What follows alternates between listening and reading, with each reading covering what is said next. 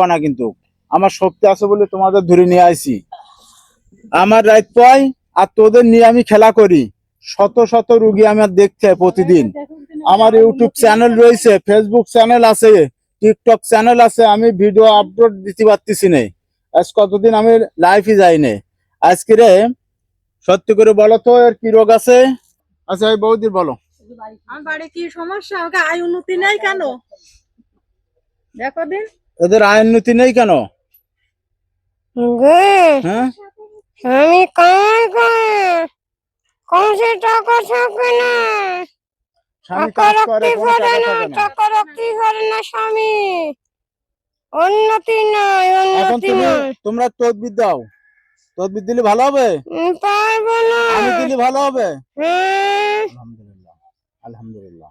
তাহলে আমি তদবির দেবো, তোমরা সহযোগিতা করবা, ঠিক আছে? হ্যাঁ, আচ্ছা, আর এই রুগী কি তাহলে বাড়ি পাঠিয়ে দেবো? এই রুগী হ্যাঁ, স্বামীর ঘরে পাঠিয়ে দেবো? হ্যাঁ। আর বউটা দেখো দিন বউটার এখন এই রুগী স্বামীর ঘরে যাবে, কোনো গ্যামজাম খেজা গেছে হয় না জন্য, ঠিক আছে? হ্যাঁ, না মাই ছাড়াই নেবো, এই রুগী ছাড়াই নেবো না। দেখছেন ভাইয়া, শুনেছেন জেন ভূতের কথা। অরিজিনাল ভূত নামে হয় না ভাইয়া, জেন হয়। এই মহিলাটার ঘাড়ে একটা জেন আছে, বদ জেন, এটা পিচট। দেখেন এই যে কবিরাজ সাহেব জেনটাকে ছাড়াচ্ছে, জুতোর মালা গলায় দিয়েছে। জুতোর মালায় গলায় দিয়ে বলছে গাছে উঠে ডাল ভেঙে যেতে হবে। দেখেন এই রুগী ছাড়বি না, এই জুতোর মালা না গাছের ডাল ভেঙে চলে যাবি, পারবি? পারবি না, যাবি না তোরা? এই রুগী নিবি, এই রুগী না যাবি, এই রুগী মারি ফেলবি?